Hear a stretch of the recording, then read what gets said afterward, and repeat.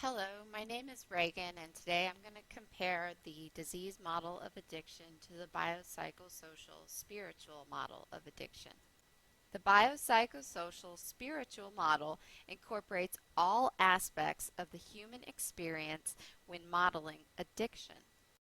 So it does look at how the brain changes in response to using drugs, but it also looks at individual differences and environmental influences as well.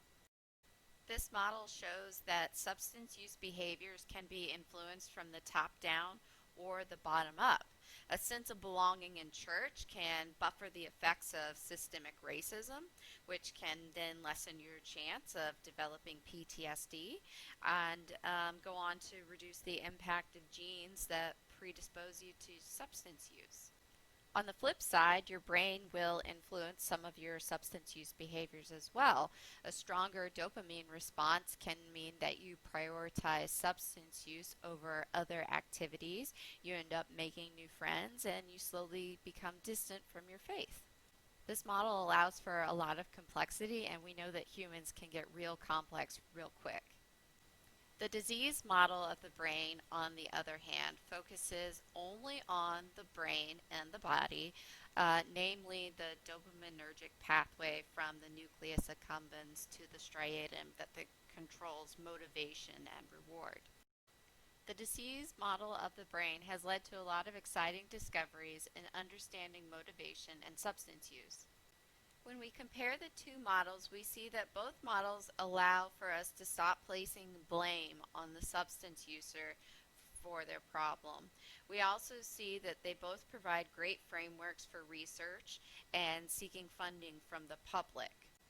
The biopsychosocial-spiritual model has a couple of things that the disease model doesn't, in that it is more multicultural, takes into account more aspects of the human experience.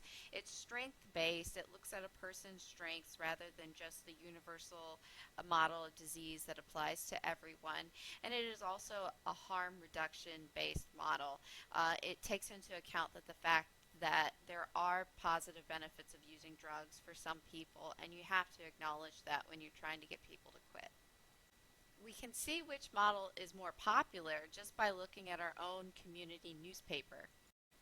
In this article, a local Karelian psychiatrist encourages community employers to think of drug use as a disease, as a way to reduce stigma surrounding drug use, and using the employee assistance program to help with substance use. This is a good way to reduce stigma and blame, but it fails to acknowledge the segregation and racism in Roanoke that contribute to substance use. A positive note is that the article discusses harm reduction strategies such as providing clean needles. It seems that overall it's easier for the public to support the disease model because it absolves the public of responsibility for fixing systemic issues that contribute to substance use.